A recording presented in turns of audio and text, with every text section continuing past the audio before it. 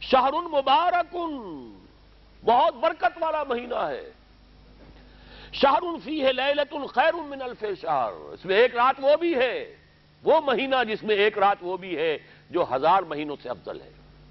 انا انزلناہ فی لیلۃ القدر وما ادراک ما لیلۃ القدر لیلۃ القدر خیر من الف شہر۔ اب جو اگلے دو جملے ہیں وہ نوٹ کیجئے، جعل اللہ صیامہ فریضۃ وقیام لیلہ تطوعا، اللہ نے ٹھہرایا ہے، قرار دیا ہے اس کا روزہ رکھنا تو فرض کے درجے میں، اور اس کی رات کا قیام تطوع کے درجے میں، اپنی مرضی پر، اپنی خواہش پر، نفل کے طور پر یہ تم پر لکھ دیا گیا ہے، لکھا تو گیا ہے، جعلہ تو ہے۔ مجعول کا جو پہلا مفعول ہے وہ کیا ہے؟ جعلہ کا مجعول اول کیا ہے؟ دن کا روزہ، اور مجعول ثانی کیا ہے؟ قیام لیلہ، رات کو کھڑا رہنا۔ اب یہ رات کا کھڑا رہنا، اس کی کتنی مقدار ہوگی؟ کہاں سے معلوم کریں گے؟ قرآن سے۔ جب یہ لفظ آیا ہے سورہ مزمل میں، یا ایھا المزمل قم اللیل الا قلیلا نصفہ او انقص منہ قلیلا او زد علیہ ورتل القرآن ترتیلا، یہ معنی ہے اے لحاف کمبل میں لپٹ کر لیٹنے والے، کھڑے رہا کرو رات کو سوائے اس کے تھوڑے سے حصے کے، یعنی آدھی رات یا اس میں تھوڑا سا کم کر لو، جسے پھر کہا مفسرین نے 1/3 رات کم سے کم، اور زد علیہ، یا آدھی پر بھی کچھ زیادہ کرو، یہ 2/3 رات ہو گیا۔ وَرَتِّلِ الْقُرْآنَ تَرْتِیلًا، اور قرآن کو اتارا کرو تھوڑا تھوڑا تھوڑا، یہ ترتیل، تفعیل، تنزیل، جیسے قرآن تھوڑا تھوڑا محمد پر نازل ہوا صلی اللہ علیہ وسلم، ایسے ہی تھوڑا تھوڑا تھوڑا قرآن اپنے اندر اتارو، ہیمر اٹ ڈاؤن، اپنے ذہنوں میں اتارو، اپنے قلب میں اتارو۔ اس کے لیے رات کو کھڑے رہو، اور قیام اللیل کم سے کم تہائی شب کے اوپر اطلاق ہوگا، اس سے کم پر تو اطلاق ہے ہی نہیں۔ اگلی حدیث پڑھیے، اور یہ ہے جو عام طور پر ہر مسجد میں بھی آج کل خوب یہ گونج رہی ہوگی، حدیث بیان ہوتی ہے، اس لیے کہ بخاری اور مسلم دونوں میں موجود ہے، متفق علیہ روایت ہے، اس سے اونچا تو درجہ سند کے اعتبار سے تو حدیث کا کوئی اور درجہ اس سے اونچا ہے نہیں۔ عن ابی ہریرہ رضی اللہ عنہ قال قال رسول اللہ صلی اللہ علیہ وسلم، حضرت ابو ہریرہ سے روایت ہے، آپ نے فرمایا کہ حضور نے ارشاد فرمایا، من صام رمضان ایمانا و احتسابا غفر له ما تقدم من ذنبه، جس نے روزہ رکھا رمضان مبارک کے دوران اللہ پر یقین رکھتے ہوئے اور اس سے اجر و ثواب کے حاصل ہونے کی امید میں، اس کے تمام پچھلے گناہ معاف ہو جاتے ہیں۔ وَمَنْ قَامَ رَمَضَانَ إِيمَانًا وَاحْتِسَابًا غُفِرَ لَهُ مَا تَقَدَّمَ مِنْ ذَنْبِهِ، اور جو کھڑا رہا رمضان کے دوران، کھڑا رہا ہے، جیسے ساما، میں نے شروع میں آپ سے عرض کر دیا تھا، یہ مصدر ساما یصوم صوما قام یقوم قیاما، ومن قام رمضان، جو کھڑا رہا رمضان کے دوران، پورے رمضان کے دوران کھڑا رہا، ایمانا و احتسابا کی شرط پھر وہی ہے، غفر له ما تقدم من ذنبه، وہی اجر اس کا بھی ہے۔ ومن قام لیلۃ القدر ایمانا و احتسابا غفر له ما تقدم من ذنبه، اور جو خاص طور پر لیلۃ القدر میں کھڑا رہا ایمان اور احتساب کے ساتھ، اس کے بھی پچھلے گناہ معاف ہو گئے۔ اب یہ قامہ اور ساما جیسے آ رہا ہے ایک دوسرے کے ساتھ پیرلل ہو کر، اس کو نوٹ کر لیجیے۔ من ساما رمضان من قام رمضان، کیا یہ 1 گھنٹے کی تراویح جو ہے اس پر پوری اترتی ہے کہ نسبت خاک رابع عالم پاک، کوئی اس میں ریشو پروپورشن جڑتی نہیں؟ اگلی حدیث بھی پڑھ لیجیے، یہ وہی آگے عبداللہ ابن عمرو ابن العاص رضی اللہ تعالی عنہما، جن کے بارے میں نے عرض کیا تھا، بہت ہی زاہد بنش، بڑے عابد، ہر روز روزہ اور پوری رات نماز پڑھتے تھے، وہ راوی ہیں اس کے۔ عن عبداللہ ابن عمرو رضی اللہ عنہما ان رسول اللہ صلی اللہ علیہ وسلم قال الصیام والقرآن یشفعان للعبد، روزہ اور قرآن دونوں بندے کے حق میں شفاعت کریں گے۔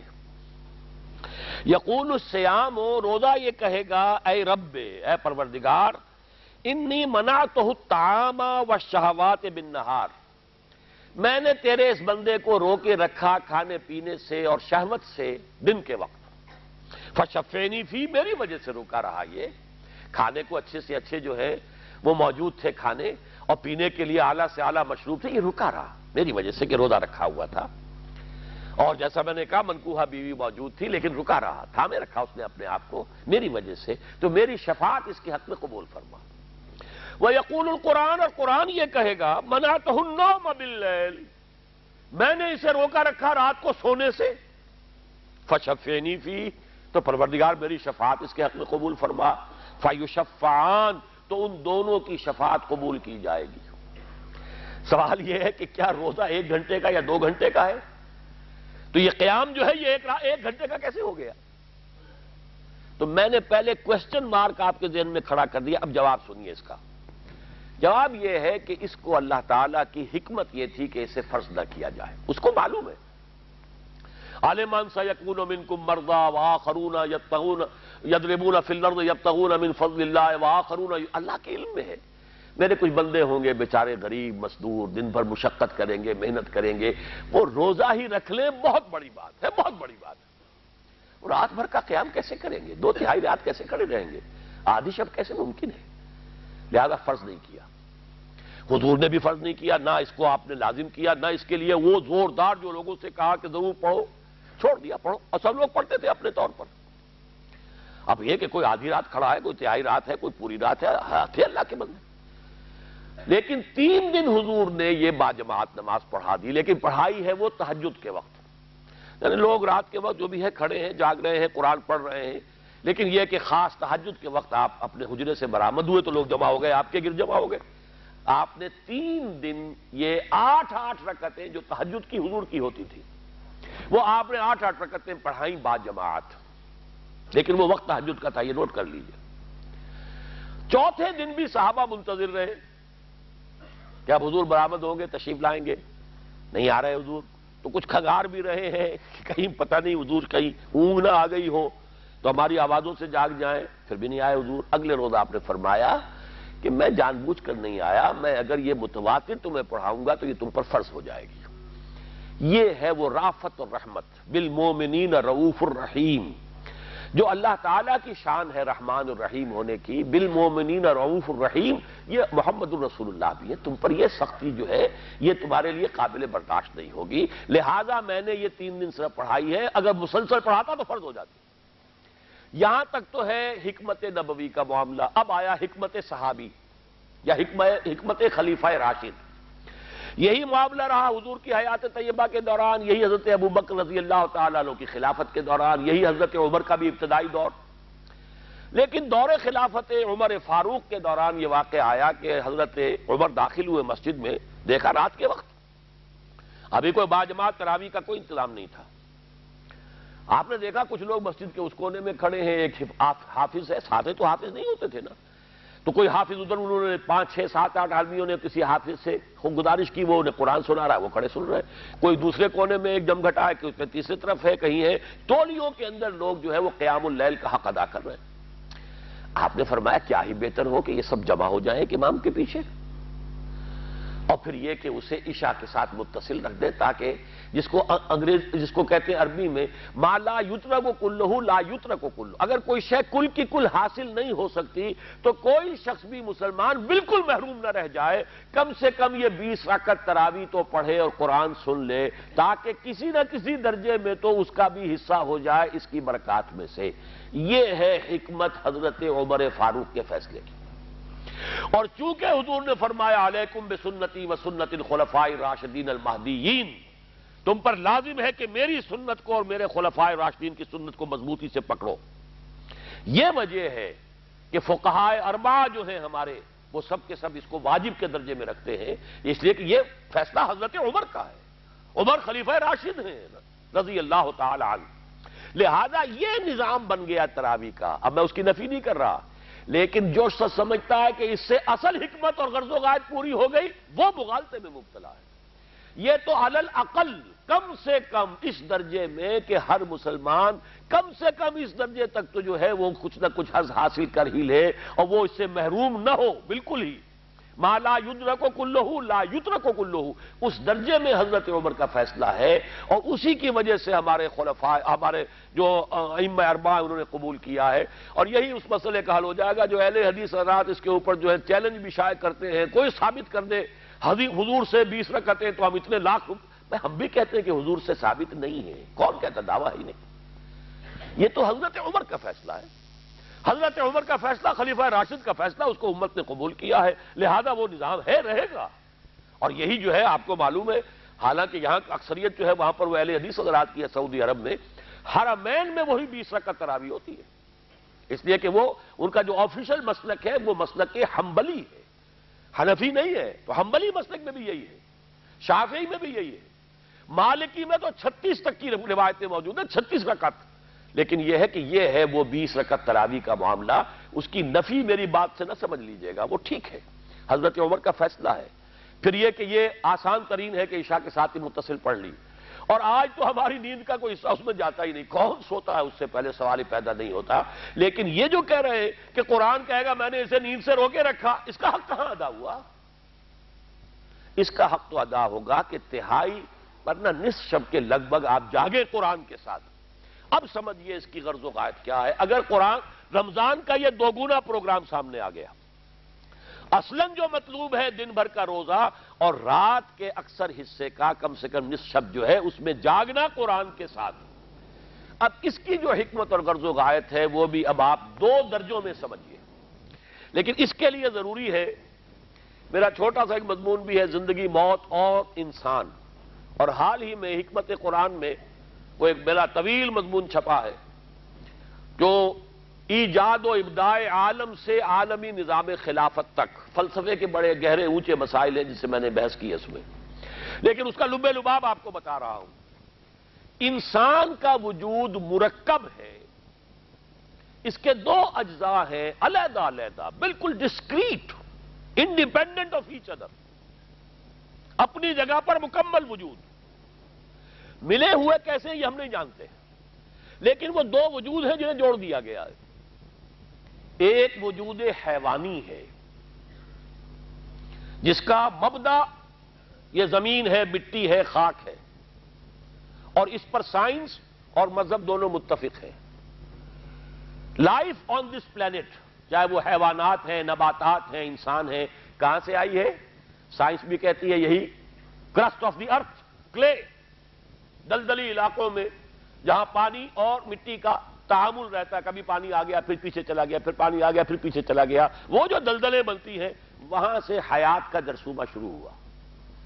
باقی سائنس نے یہ کہا کہ وہ پھر ترقی کرتے کرتے اس کو چھوڑ دیجئے، وہ فلسفہ کیا ہے کیا نہیں ہے، لیکن فائنل جو اوریجن ہے وہ ان کے نزدیک بھی مٹی ہے، اور قرآن بھی کہتا ہے منہا خلقناکم وفیہا نعیدکم خلقکم من تراب ثم من نطفۃ، یہ سارا جو مراحل ہے، تو یہاں سے جو ہمارا حیوانی وجود یہاں سے آیا ہے، یہی حیوانی وجود ہے جو ایڈ اور لیبیڈو ہے، یہی حیوانی وجود ہے جو آپ کو ابھارتا ہے، خوب چٹخارے لو، حلال سے نہیں ہو رہے حرام سے لو، خوب کھانے، ایک کھانا نہیں، 6 7 کھانوں کے تمہارے کورسز ہونے چاہیے، ان پر مشتمل ڈنر ہونا چاہیے، یہ کیا کر رہا ہے؟ آپ کو الجھا رہا ہے، جائز سے نہیں تو ناجائز سے کرو، یہ لذت لو، جنسی لذت لو، جائز سے نہیں تو ناجائز سے لو، یہی ہے نفس امارہ، یہ ایک وجود ہے ہمارا، یہ زمین سے آیا ہے، اور نوٹ کر لیجئے اس کی تقویت اور تغذیہ، تقویت، تغذیہ، غذا دینا اور قوت دینا،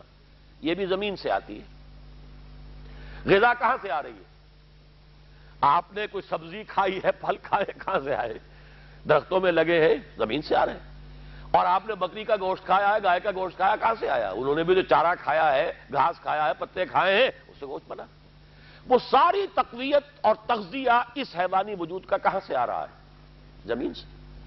دوسرا ہے روحانی وجود، یہ زمینی نہیں ہے، بس بدقسمتی یہ ہے اس دور میں آ کر اس دوسرے وجود سے انسان بالکل غافل ہو گیا، اور غافل ہی نہیں، مستعفی ہو گیا۔ ایک طرف ڈارون کا نظریہ چھا گیا، انسان کیا ہے؟ مجرد حیوان ہے اور کچھ بھی نہیں۔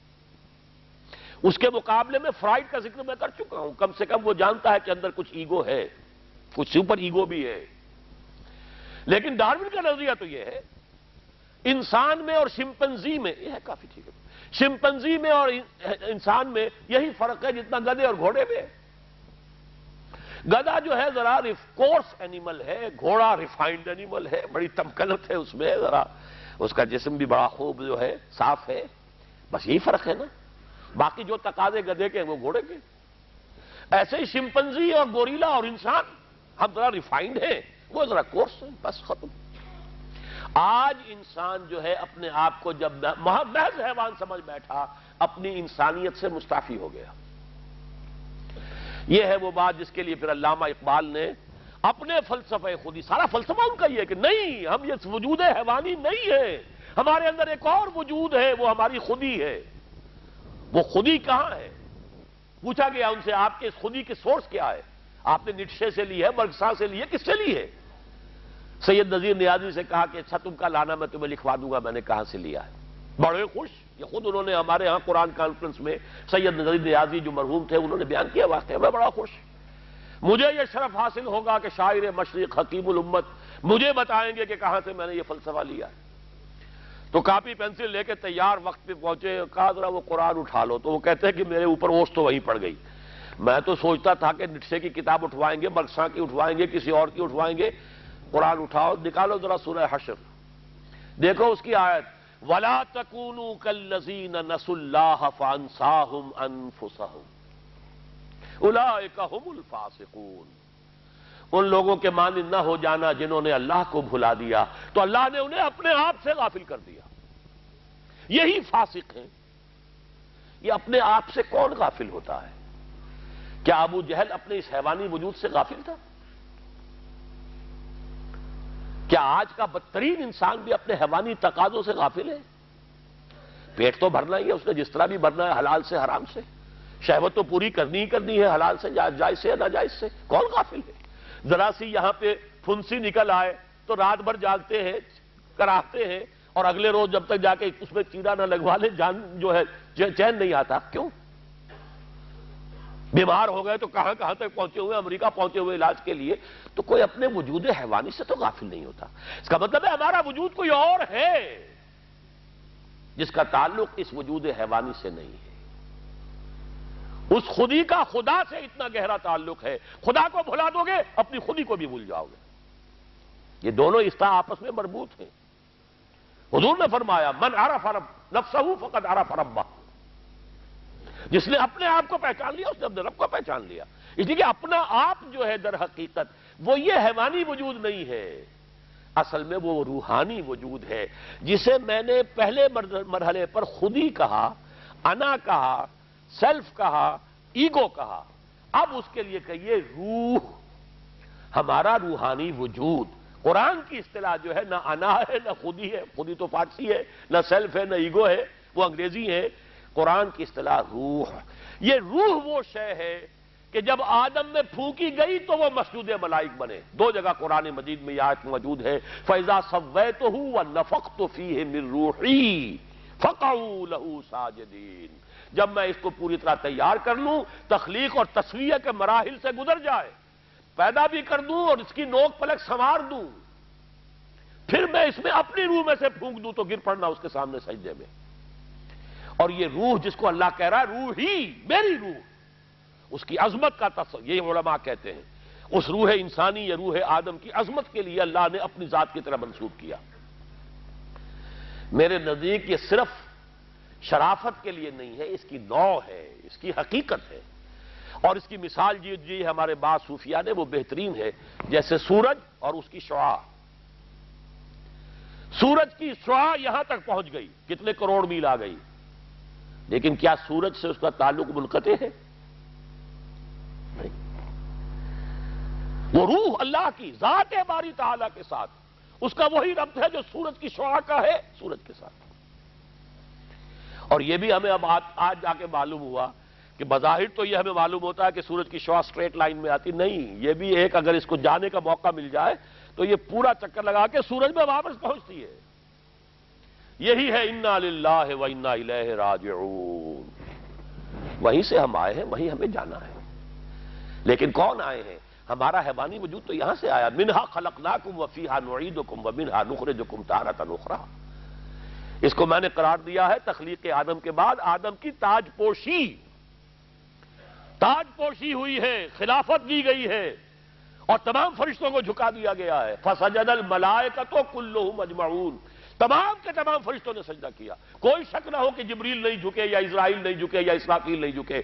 فسجد الملائکۃ کلھم اجمعون، تین الفاظ آئے، الملائکہ بھی حصر ہے، تمام فرشتے، کلھم مزید، اجمعون پھر مزید، کوئی شک نہ رہ جائے۔ یہ ہے شرف انسانیت، یہ ہے خلافت آدم کا اصل راز۔ وہی روح ہے اصل میں جو میں نے اپنے اس مضمون میں وضاحت سے بیان کیا۔ اللہ تعالیٰ کے اولین حرف کن نے ایک نور بسیط کی صورت اختیار کر لی، اس میں نہ حرارت تھی نہ حرکت تھی، سکون، ساکن اور خنک نور۔ اس نور سے فرشتے پیدا کیے گئے، وہ بھی ارواح ہیں۔ حضرت جبریل کون ہے؟ الروح الامین، الروح القدس، وہ بھی روح ہے، اور اسی سے تمام انسانوں کی بھی ارواح اسی وقت پیدا کر دی گئی۔ الارواح جنود مجندہ، آدم سے لے کر آخری آدمی جو دنیا میں آئے گا قیامت تک، سب کی ارواح پیدا کر دی گئی۔ یہ نورانی الاصل ہے، فرشتہ بھی نور سے بنا ہے، اور یہ جو انسانی ارواح ہے یہ بھی نور سے بنا ہے، نور ہے۔ اسی لیے روح کو نور قرار دیا ہے حضور نے۔ وہ حدیث اگرچہ محدثین اس کی سند کو تسلیم نہیں کرتے، لیکن یہ کہ اکثر مفسرین نے تسلیم کیا اسے۔ اول ما خلق اللہ نوری، پہلا جو اللہ نے جو چیز پیدا کی وہ میرا نور پیدا کیا ہے، میری روح پیدا کی ہے، روح نورانی ہے۔ فرشتوں کے بارے دیکھیے، آدم کے بارے میں فرمایا مٹی سے بنایا، جنوں کو بتایا آگ سے بنایا، فرشتے کہاں سے پیدا کیے گئے؟ قرآن میں ذکر نہیں، حدیث میں ہے۔ مسلم شریف میں حضرت عائشہ سے روایت ہے، حضور نے فرمایا اللہ تعالیٰ نے فرشتوں کو نور سے پیدا کیا۔ ایک خاکی وجود ہے آدم اور حیوانات ارضی، سب خاکی ہے۔ ایک ہے ناری وجود، وہ ہے جنات۔ ایک ہے نوری وجود، وہ ہے فرشتے اور ارواح انسانیہ۔ یہ ہے وہ دوسری شے جو اور کے بعد میں نے کہا ہے جس سے ہم غافل ہو گئے، بلکہ مستعفی ہو گئے۔ اب دیکھیے، چونکہ جتنے بھی مذاہب دنیا میں ہیں، وحدت ادیان کا یہ فلسفہ تو غلط ہے کہ سارے دین حق ہے۔ نہیں، دین سارے حق نہیں ہے، دینوں میں تحریف ہو گئی، بدل گئے، کہیں سے کہیں پہنچ گئے۔ اب حق دین ایک ہی ہے، وہ دین اسلام ہے، جس کے بارے میں فرمایا الیوم اکملت لکم دینکم واتممت علیکم نعمتی ورضیت لکم الاسلام دینا، وہ تو دین ایک ہی ہے۔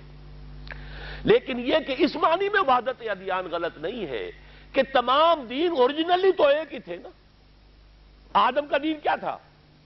وہ تو بعد میں اس کے تفرقے ہوتے چلے گئے، لوگوں نے اس میں ترمیمیں کر لی، تنسیخ کر لی، چھولیے بگاڑ دیے، لیکن آپ کو ہر جگہ پر کہیں نہ کہیں تو کوئی وہ اصل نورانیت باقی نظر آ جائے گی نا۔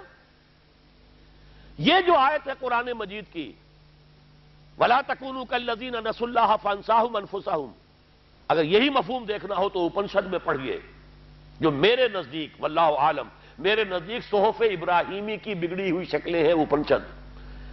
قرآن مجید میں تورات کا ذکر ہے، تورات موجود ہے، انجیل کا ذکر ہے، انجیل موجود ہے، محرف ہے، تحریف شدہ ہے تو صحیح نا۔ یہ صحف ابراہیم کہاں ہے؟ صحف ابراہیم و موسیٰ، صحف موسیٰ تو 5 کتابیں ہیں تورات کی پہلی، اولڈ ٹیسٹمنٹ کی پہلی 5 کتابیں۔ صحف ابراہیم کہاں ہے؟ میرے نزدیک وہ اپنشد ہے، اور اس کا جملہ میں سنا رہا ہوں۔ دیکھیے، وہ مشکات جس کو کہتے ہیں نا کہ ایک ہی طاق ہے جس میں سے یہ نور نکل رہا ہے، ایک ہی مشکات کے یہ 2 چیزیں آپ کو نظر آئیں گی۔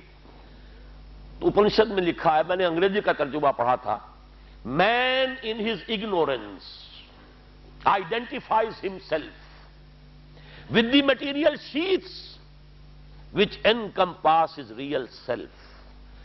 انسان اپنی جہالت میں اپنے ان مادی غلافوں کو سمجھ بیٹھتا ہے یہ میں ہوں، جو اس کی اصل سیلف کے گرد غلاف کے مانند ہے۔ ایک اندر ایک شے ہے، اس کے گرد مادی غلاف ہے، اندر کوئی شے روحانی ہے، اس کے گرد یہ مادی غلاف ہے، میٹیریل شیٹس۔ وہ سمجھ بیٹھتا میں ہوں، یہ میرا جسم، بس یہی میں ہوں۔ یہی اگنورنس ہے، اسی کا نام جاہلیت ہے، جہالت ہے۔ جاہلیہ، اسلام سے پہلے کا دور کسے کہتے ہیں آپ؟ دور جاہلیت۔ یہی لفظ استعمال ہو رہا ہے، man in his ignorance identifies himself with the material sheaths which encompasses real self. وہ جو روح ہے, جو روحانی وجود ہے, وہ جیسے سورج صادر ہو رہا ہے, سورج سے سورج کی کرن, یہ ذات باری تعالیٰ سے صادر ہوئی ہے. اور یہ ہے ہمارے دو وجود. اچھا, اس کا تقویت کا سامان بھی وہی سے آتا ہے. اس کو آپ مرغن غذائیں کھلا کر جسم موٹا کر لیں گے, روح تو اور دبلی ہو جائے گی, اس کا حال تو اور پتلا ہو جائے گا. اس کا تقویت دینی ہے تو روح کیا ہے؟ یسألونک عن الروح قل الروح من امر ربی, میرے رب کا امر ہے. اور اس کے لیے تقویت اور تغذیہ کلام ربانی ہے جو وہیں سے آ رہا ہے. پنجابی میں جسے کہتے ہیں گرائی ہیں, یہ ایک ہی گاؤں کے رہنے والے ہیں. جہاں سے یہ روح انسانی آئی ہے وہیں سے یہ کلام ربانی آ رہا ہے. یہ تو ایک سورس ہے. اسی لیے مولانا روم نے جو ہے مصنوی شروع کی ہے, بشنو از نئے چوں حکایت می کند وز جدائی ہا شکایت می کند, اور از کجا می آدی آواز دوست, آواز دوست آ رہی ہے. یہ روح انسانی جب کلام ربانی کو سنتی ہے, از کجا می آدین آواز دوست, یہ دوست کی آواز کہاں سے آ رہی ہے؟ یہ ہے اس کے اندر ایک ہم آہنگی. اب ہوتا کیا ہے؟ عام طور پر تو شکل وہی ہے, وَلَا تَكُونُوا كَالَّذِينَ نَسُوا اللَّهَ فَأَنسَاهُمْ أَنفُسَهُمْ, اللہ سے بھی غافل, اپنی ارواح سے بھی غافل, اپنے روحانی وجود سے بھی غافل. غافل ہی غافل کیا, تائب بھی ہو گئے, مستعفی ہو گئے. بڑے بڑے آج کے مفکرین دین جو ہیں, مفکرین دین بڑے بڑے, وہ بھی کہتے ہیں روح کا کوئی علیحدہ وجود نہیں ہے. اِنَّا لِلَّهِ وَإِنَّا إِلَيْهِ رَاجِعُونَ.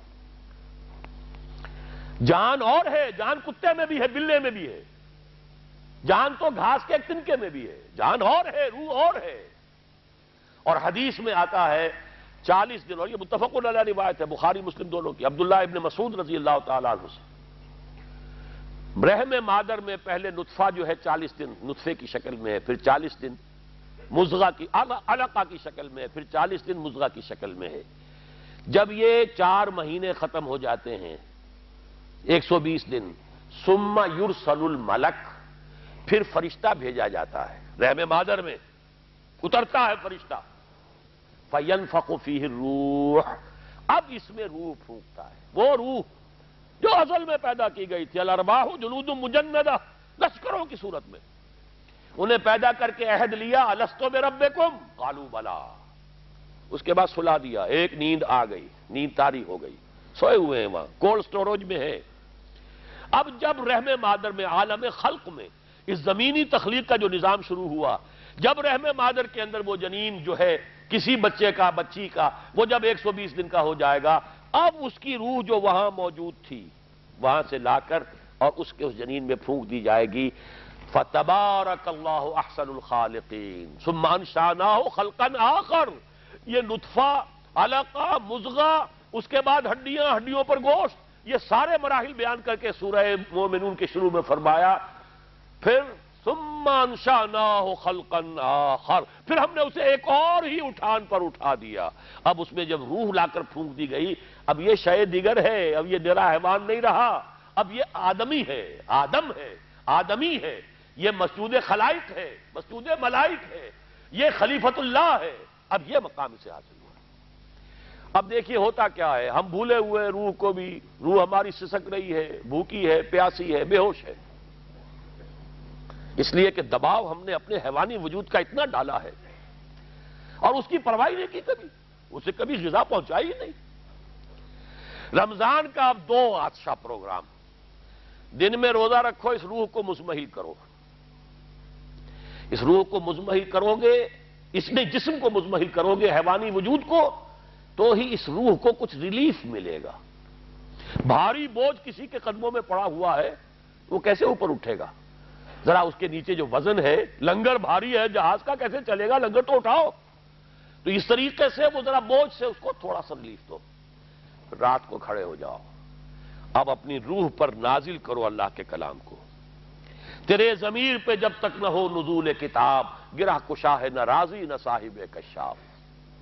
اب یہ پھوار پڑ رہی ہے تمہارے اوپر, تمہارے اندر اس کو جذب ہونا چاہیے. اس سے کیا ہوگا؟ روح کو تقویت حاصل ہوگی. اس کو مثال سے پہلے سمجھا دوں, کوئی شخص پیاس سے مر رہا تھا، اس درجہ پیاسا تھا کہ اس کے اوپر بے ہوشی بھی طاری ہو گئی. کوئی شخص آیا، اس نے پہلے اس کو پانی کے چھینٹے دیے، کچھ ہوش میں آیا، اب اسے پانی کا کوئی کٹورا لگا دیا اس کے منہ سے. پانی کے ایک گھونٹ کی جو لذت اسے اس وقت محسوس ہوگی، کیا کبھی زندگی میں کسی کو محسوس ہو سکتی؟ یہ پانی کتنی بڑی قیمت ہے، قیمتی شے ہے. یہ تو اسی سے پوچھئے جسے شخص پیاس لگی تھی اور پیاس کی وجہ سے بے ہوش ہو گیا تھا. اسے پانی کا ایک گھونٹ، جیسے کہ آپ تصور کر سکتے ہیں پیاس سے کوئی مر رہا ہو بادشاہ، وہ اپنی پوری سلطنت دے دے گا، مجھے ایک کٹورا پانی دے دو، بابا لو سلطنت میری، جان سے جا رہا ہوں میں تو. اس وقت پانی کی قدر و قیمت معلوم ہوگی. آپ کی روح بے ہوش، آپ نے روزہ رکھ کر اسے کچھ تھوڑا سا ریلیف دیا، چھینٹے ڈالے، اب رات کو آپ نے یہ آب حیات ماء مبارکہ، دیکھیے مبارک کا لفظ دو ہی چیزوں کے ساتھ قرآن میں ہے، ماء مبارکہ، بارش جو آسمان سے اترتی ہے یہ پانی مبارک ہے. برکت کہتے ہیں اسے ہیں جو کسی شے کی مخفی جو قوتیں ہیں انہیں اجاگر کر کے باہر لے آئے، یہ برکت ہے. زمین کے اندر روئیدگی ہے، بارش برسی، اندر سے نکل آیا. اسی طرح کتاب مبارک، یہ کتاب مبارک ہے، یہ کتاب مبارک ہے، یہ تمہارے اندر سے تمہاری سوئی ہوئی روح کو بیدار کر کے پھر اسے غذا دیتی ہے. اب جب وہ قرآن کو پڑھے گا یا اس کو قرآن اس کے اندر جائے گا، اسے معلوم ہوگا اس سے بڑی کوئی نعمت نہیں. یہ ہے شکر جو پیدا ہوگا اب اس کی گہرائی کے، اس کے دل کی گہرائیوں میں. شکر کے معنی کیا ہے؟ احسان کی قدر شناسی. شکر کو امام راغب نے 3 مرحلوں میں بیان کیا ہے. شکر بالقلب، پہلے تو آپ کو معلوم ہو جو نعمت کسی نے دی ہے کتنی بڑی ہے. یہ احساس نہیں ہے کسی بچے کے ہاتھ پہ آپ نے ہیرا رکھ دیا، اسے کیا پتا یہ ہیرا ہے یا یہ کوئی کانچ کا ٹکڑا ہے، وہ کیا کرے گا اس کی قدر. بلکہ ٹافی دیں گے تو وہ سمجھے گا کہ یہ زیادہ اچھی چیز دی ہے، مجھے اس پتھر کا میں نے کیا کرنا ہے، اس لیے اسے معلوم ہی نہیں کہ یہ ہیرا ہے.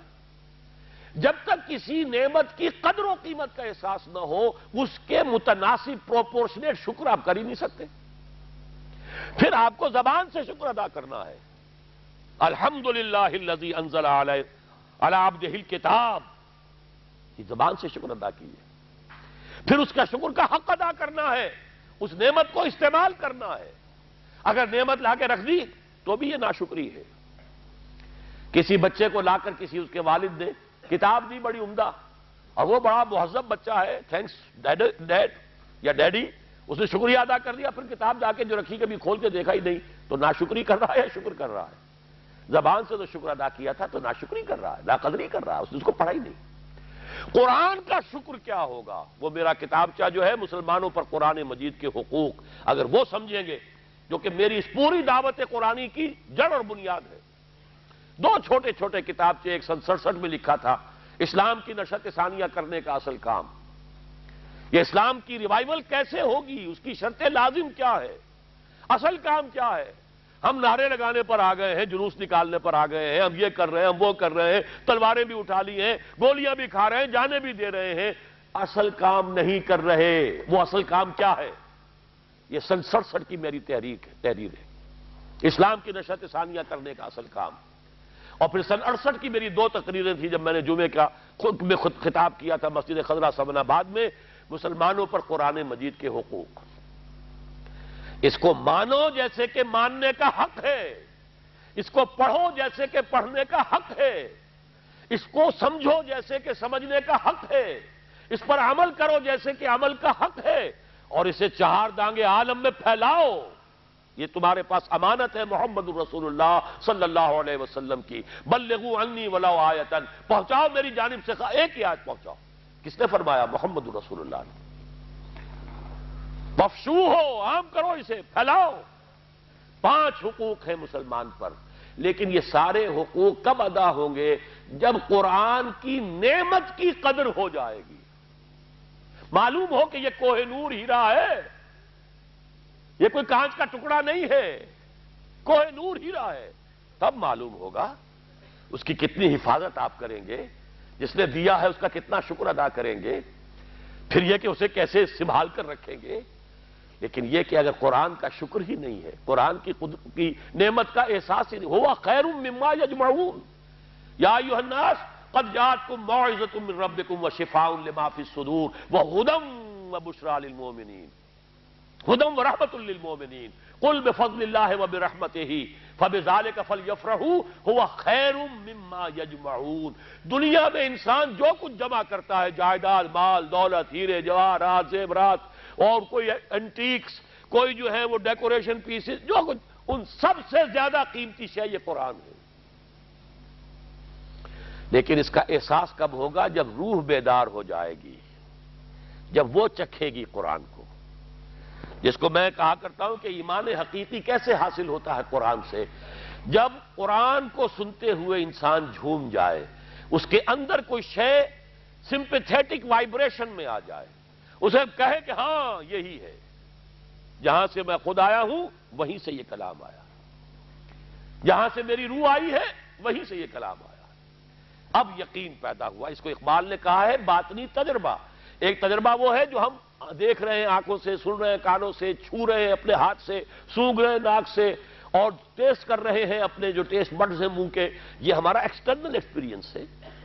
لیکن ایک انٹرنل ایکسپیرینس ہے۔ ساری جو بحث اٹھائی ہے علامہ اقبال نے ریکنسٹرکشن پر، اس کا بنیادی نقطہ یہ ہے کہ انٹرنل ایکسپیرینس بھی اس ایکسٹرنل ایکسپیرینس کی طرح بلکہ اس سے زیادہ بڑھ کر قابل اعتماد ہے۔ یہ ہے انٹرنل ایکسپیرینس۔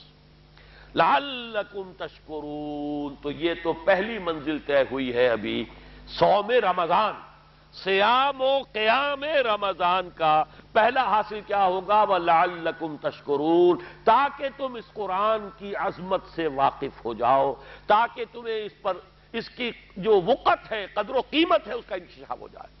اب اگلا مرحلہ آئے گا۔ اب یہ روح کچھ توانا ہو کر، کچھ ہوش میں آ کر کدھر اس کی توجہ ہوگی؟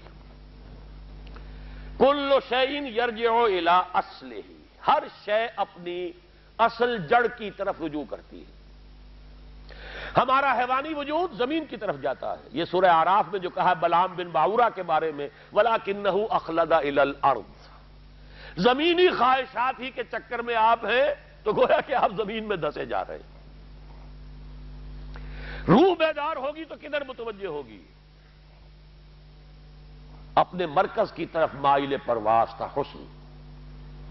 بڑا پیارا مصرع ہے، اگلا مصرع میں نہیں پڑھتا، لیکن یہ کہ یہ اپنے مرکز کی طرف، اپنے منبع اور سرچشمے کی طرف، کہاں سے آئی یہ روح؟ امر ربی، یہ ادھر متوجہ ہوگی۔ ہم پڑھا کرتے تھے اپنے ہائی اسکول کے زمانے میں، تو جو صبح پریئرز ہوتی تھی اس میں خاص نظم تھی، مجھے یہ معلوم نہیں شاعر کون ہے، مجھ کو ہے تیری جستجو، مجھ کو تیری تلاش ہے، خالق میرے کہاں ہے تو، مجھ کو تیری تلاش ہے۔ اب آپ دیکھیے پورے مذاہب کی تاریخ میں انسان کہاں کہاں گیا ہے خدا کو ڈھونڈنے کے لیے۔ کوئی برف پوش چوٹیوں کے اوپر جو ہے تپسیا میں لگا ہوا ہے، کیوں؟ رب کا قرب حاصل کرنے کے لیے نا، پرماتما سے لو لگانے کے لیے۔ کوئی غاروں میں ہے تپسیا ریاضتیں کر رہا ہے، کوئی صحراؤں میں گیا ہے، گوتم بدھ کہاں کہاں گیا ہے، کہاں کہاں گیا ہے، کچھ آپ کو اندازہ ہی نہیں۔ انسان اس کے اندر کوئی شے ہے جو کسی کو تلاش کر رہی ہے۔ میرے اندر ہی وہ شے بھی ہے جو مجھ سے کہتی ہے کہ کچھ کھانا ڈالو اس منہ کے اندر، اس پیٹ میں ڈالو، ہے وہ بھی میرے اندر شے۔ ان لنفسک علیک حقا، یقیناً تمہارے نفس کا بھی تم پر حق ہے۔ میرے اندر ہی کوئی شے ہے جو کچھ اور شے چاہتی ہے، کسی اور چیز کی متلاشی ہے، وہ کسی اور شے کے عشق میں ہے۔ یہ دوسری بات ہے، اسے ہم نے سلا رکھا ہے لوریاں دے دے کے تھپک تھپک کر، ہم تو اپنے جسم کی طرف متوجہ ہیں، لہذا ہمیں وہ پیاس محسوس ہی نہیں ہوتی کہ یہ بھی واقعی میرے اندر کوئی پیاس ہے۔ روح بیدار ہوگی تو وہ پیاس جو اس کے اندر اب پیدا ہوئی ہے وہ کدھر متوجہ ہوگی؟ اپنے پروردگار کی طرف۔ یہ ربط ہے اگلی آیت کا، آپ پڑھیے وَإِذَا سَأَلَكَ عِبَادِي عَنِّي فَإِنِّي قَرِيبٌ۔ جب یہ روح بیدار ہو کر اپنے مرکز کی طرف متوجہ ہوگی، اپنے منبع اور سرچشمے کی طرف متوجہ ہوگی، اپنے مبدا کی طرف متوجہ ہوگی، تو اے میرے نبی صلی اللہ علیہ وسلم، جب میرے بندے آپ سے میرے بارے میں پوچھیں فَإِنِّي قریب، انہیں بتا دیجئے میں قریب ہی ہوں، کہیں دور نہیں ہوں۔ یہ اتنی اہم بات ہے، اس ایک جملے کو انی قریب اس کی نفی کر کے دنیا میں چالاک ہوشیار عیار لوگوں نے لوگوں کو ایکسپلائٹ کیا ہے، لوٹا ہے۔ وہ خدا بہت دور ہے، دور ہے، دور ہے، دور ہے، پاک ہے، تم ناپاک ہو، ناپاک ہو، نیچے ہو، شوخ و گستاخ، یہ پستی کے مکین کیسے ہیں؟ پستی کے مکین ہو، تمہاری رسائی نہیں ہو سکتی وہاں تک۔ ہاں یہ معبود ہے، یہ بت جو ہے ایک معبود کا یہ ہے اس کا مظہر کہہ لیں، اس کا دیوتا ہے یا اس کی بیٹی ہے۔ عرب والے لوگ بیٹیاں کہتے تھے، اور ہم اس کے پجاری ہیں، پروہت ہیں۔ ہماری مٹھی گرم کرو تو یہ دیوتا راضی ہوگا، دیوتا راضی ہوگا تب راضی ہوگا۔ یہ ہے وہ فلسفہ، یہ ہے وہ عیاری، یہ ہے وہ ہوشیاری، یہ ہے وہ چالاکی جس کے بنا پر دنیا کے سارے مشرکانہ نظام وجود میں آئے۔ Exploitation, worst exploitation. ایک ہے سرمایہ دارانہ نظام کی ایکسپلائٹیشن، یہ تو ابھی ہوئی ہے، یہ 200 سال سے زیادہ اس کی عمر نہیں ہے۔ ایک ہے پولیٹیکل ایکسپلائٹیشن، بادشاہ بن کر بیٹھ گئے، لیکن وہ بادشاہ بھی پتہ ہے کیا کہتے تھے؟ ہم سورج بنسی ہیں، چندر بنسی ہیں، دیوتاؤں کی نسل سے ہیں ہم، ہمارا تو حق ہے، ڈیوائن رائٹس آف کنگز، ہمارے پاس تو خدائی اختیارات اور حقوق حاصل ہیں۔ ایکسپلائٹ کر رہے ہیں لوگوں کو۔ ہل تم چلاؤ گے، لگان یہاں دو گے، جس سے ہم محل بنائیں گے، فوجیں رکھیں گے، تم میں سے کوئی سرکش اٹھا تو اس کا سر جو ہے کچھ لیں گے۔ یہ پولیٹیکل ایکسپلائٹیشن، اور سب سے بڑھ کر گہری مذہبی ایکسپلائٹیشن۔ خدا تک کہیں کوئی بات اپنی عرضداشت، کوئی گزارش، کوئی دعا پہنچانی ہے تو یہ واسطے ہیں، ان کے ذریعے سے ہوگا۔ یہ سومناتھ کے مندر میں جو سونے اور چاندی کے ڈھیر لگے ہوئے تھے، انبار کے انبار، کہاں سے آئے تھے؟ وہی غریب مانگنے والا گدھا ہے، صدقہ مانگے یا خراج۔ بادشاہ خراج مانگ رہا ہے، اور یہ برہمن جو ہے اور یہ پروہت اور پجاری جو ہے یہ مانگ رہا ہے، لاؤ نذرانے، لاؤ چڑھاوے چڑھاؤ، یہ پیر صاحب ہے، ان کی قبر ہے، ہم مجاور ہیں، لاؤ چڑھاؤ، یہاں پہ دیگیں چڑھاؤ، چادریں چڑھاؤ، نذرانے پیش کرو۔ اور وہ جاتے کہاں ہیں؟ جو گدی نشین ہیں ان کی عیاشیاں اور بدماشیاں، وہاں پہ وہ خرچ ہوتے ہیں۔